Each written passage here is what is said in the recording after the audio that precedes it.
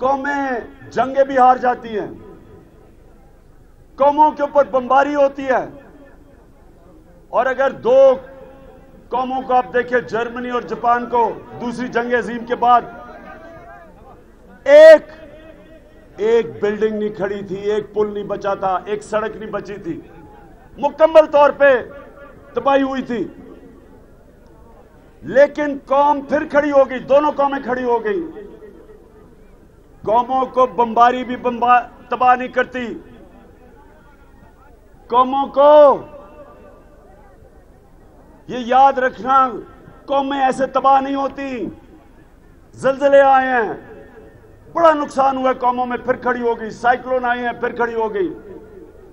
कौम तब तबाह होती है जब आप एक कौम की खलाकियात तबाह कर दें, जो कहते हैं मॉरल वैल्यूज खत्म कर दें।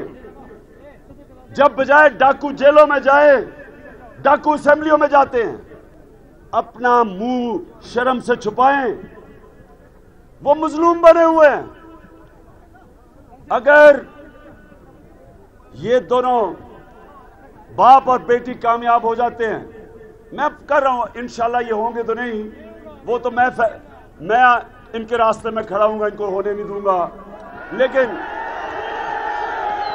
लेकिन अगर सुने जरा, अगर ये कामयाब हो जाते हैं लोगों को धोखा देने का, तो मैं सवाल ये पूछता हूं कि फिर ये जो जेलों में चोर भरे हुए हैं, इनका क्या कसूर है? इन बेचारों की तो चोरी भी छोटी छोटी है। जेलों में चले जाते हैं, किसी का मोटरसाइकिल चोरी, या किसी की गाय चोरी, किसी की भैंस चोरी, छोटी छोटी चोरियों में जेलों में, तो यहां तो अरबों रुपए की चोरी है। तो सवाल यह है कि अगर ये इतना मुल्क को नुकसान पहुंचा के दंदनाते फिर सकते हैं, तो ये जेलों में लोगों को क्यों रखा हुआ है? खोल दे जेल।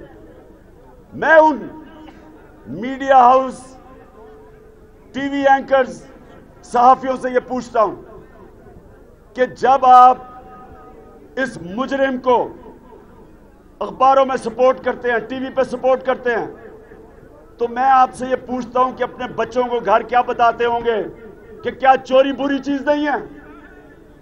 क्या अदालत में झूठ बोलना बुरी चीज नहीं है? क्या वो कौम जो आज मकरूज हो चुकी है, बच्चा बच्चा आज मकरूज है, क्या ये जो मुल्क से पैसा चोरी करके बाहर लेके गए, ये जिम्मेदार नहीं इसके? और वो जो छोटे चोरों को तो आप बुरा कहते हैं, तो बड़े डाकुओं के लिए आप हर किस्म के बहाने मारते हैं कि निजी एस्टेब्लिशमेंट की वजह से ये पकड़ा गया है, निजी एस्टेब्लिशमेंट इंतकामी कार्रवाई कर रही है। मुझे ये बताएं कि ये पनामा का जो इंकशाफ हुआ था, ये एस्टेब्लिशमेंट ने किया था, ये इमरान खान ने किया था? तो बाहर आइसलैंड, उनके प्राइम मिनिस्टर का नाम आया पनामा में, 1 हफ्ता लगा उसको निकालने में बाहर, 1 हफ्ता। हम 2 साल अदालतों के चक्कर, सड़कों के चक्कर, असेंबली में, और बड़ी मुश्किलों से जब इसको क्यों निकाला किया, तो तब से मजलूम बने हुए हैं। तो शांगला के लोगों, आप सब तैयारी कर लो, 25 जुलाई एक ऐसा दिन है, इंशाल्लाह एक ऐसा दिन है जब हमने पाकिस्तान की तकदीर बदलनी है। हमने इन चोरों को शिकस्त देनी है। हम ये चोरों का गॉडफादर एक नवाज शरीफ, दूसरा सिंध में गॉडफादर जरदारी, और मैं आज भी आपसे पेशन गोई कर रहा हूं कि दोनों मिले हुए हैं।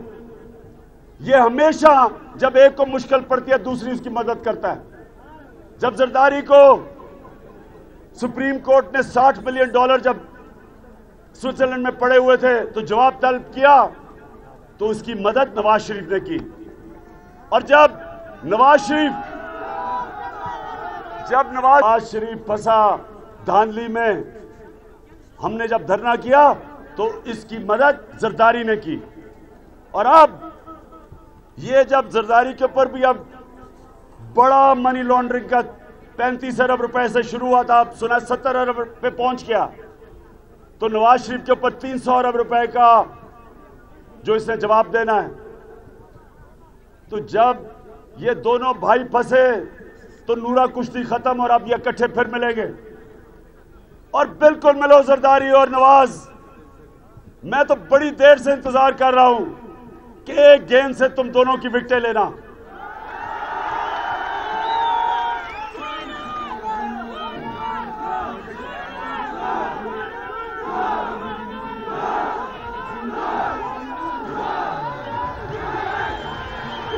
दो मसले और नहीं, एक और का मैं अब सुने शांगला के लोगों, ये जरा मेरी अब बात सुनना।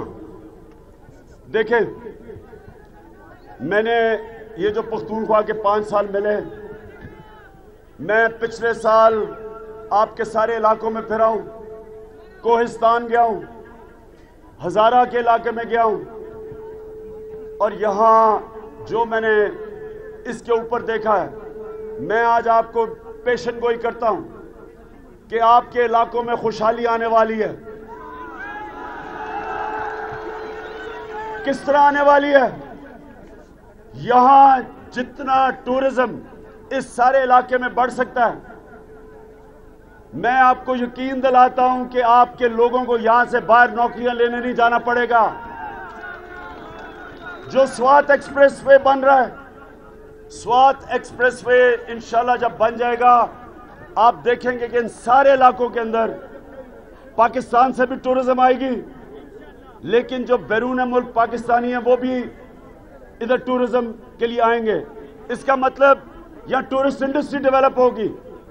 ये पहली दफा हम कोशिश कर रहे हैं कि हर साल 4 नए टूरिज्म के लिए रिजॉर्ट्स डेवलप करें, और इस इलाके में इंशाल्लाह अगर हमने ये शुरू कर दिया तो टूरिज्म एक ऐसी चीज है, ये याद रखें, जितना पाकिस्तान की सालाना आमदनी है उतना स्विट्जरलैंड में सिर्फ टूरिज्म है, और स्विट्जरलैंड ये सारे इलाके का मुकाबला ही नहीं कर सकता कि अल्लाह ने इतनी खूबसूरती दी है यहाँ।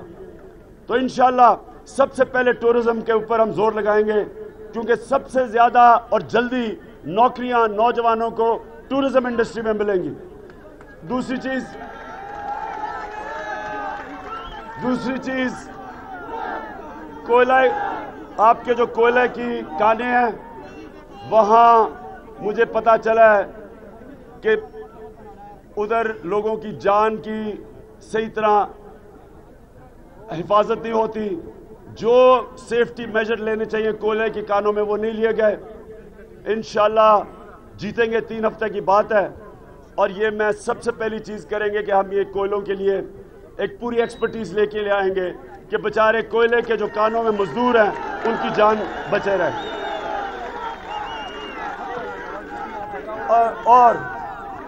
और यहां इस इलाके से पानी के ऊपर 72 मेगावाट बिजली निकलती है। ये लाजिम है कि जिधर से बिजली निकले, जो वहां के इलाके के रहने वाले लोग हैं उनको सबसे पहले बिजली पहुंचनी चाहिए। हमने देखा कि जो छोटे छोटे हमने माइक्रो हाइडल पावर स्टेशंस बनाए हैं 300 अब तक, ये चश्मों के ऊपर, उससे लोगों गांवों की जिंदगियां बदल गई हैं। 24 घंटे बिजली मिलती है और 4 रुपए यूनिट पे बिजली मिलती है, सस्ती बिजली।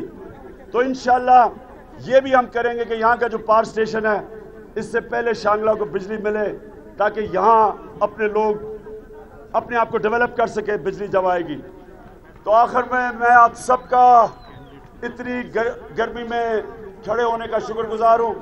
आपने इस बारी तहरीक इंसाफ के कैंडिडेट्स को वोट डालनी है, लेकिन कैंडिडेट को देखना नहीं है, बल्ले को देखना है, नजरियों को वोट डालनी है, नजरियों को वोट डालनी है। और इस बारी अमीर मुकाम और उसका भाई या बेटा, इन सबको हमने शिकस्त देनी है, क्योंकि